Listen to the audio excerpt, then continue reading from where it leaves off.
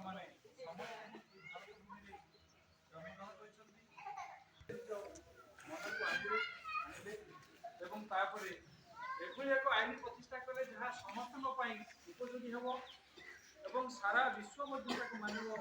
ସେଇଭଳି ଏକ ଉତ୍ତମ ଚିନ୍ତାଧାରା ଏବଂ ମନୋଭାବ ନେଇ ଡକ୍ଟର B.R. ଆମ୍ବେଦକର ଯାହାଙ୍କର ବାଲ୍ୟ ଜୀବନୀକୁ ଆରମ୍ଭ କରି ସେ ଜଣେ ଉତ୍ତମ ମଣିଷ ହେବା ପର୍ଯ୍ୟନ୍ତ ଯଦି ଆମେ ଦେଖିବା ବହୁ ଜୀବନ ବହୁ ଦିନ ଧରି ସେ କଷ୍ଟ ଅନୁଭବ କରିଛନ୍ତି। ତାଙ୍କର ସାରା ବାଲ୍ୟ ଜୀବନଠୁ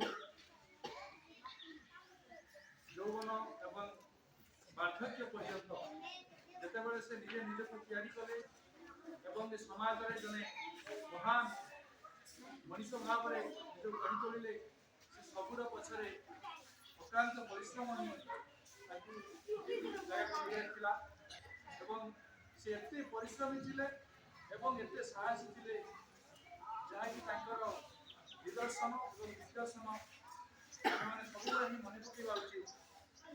ପିଲାବେଳୁ ହିଁ ତାଙ୍କୁ ଜାତିଗତ ଏ ଯେଉଁ ଭିନ୍ନତା ଏବଂ ବୈଷମ୍ୟତା ଭିତରେ ଏଭଳି ଏବଂ ମାନସିକ ଦଣ୍ଡ ତାକୁ ଦିଆଯାଇଥିଲା, ସେଥିରେ ସିଏ ତିଳେ ମାତ୍ର ଭୟ କରିନଥିଲେ ଏବଂ ତାକୁ ସେ କିଭଳି ଜୟ କରି ନିଜେ ହିଁ ସେହି ଲୋକମାନଙ୍କୁ ଦେଖାଇଦେବେ ଏବଂ ଏ ସମାଜକୁ ଦେଖାଇଦେବେ ପ୍ରକୃତରେ ସାହସ ଏବଂ ନିର୍ଭୀକତାର ଶକ୍ତି କେତେ।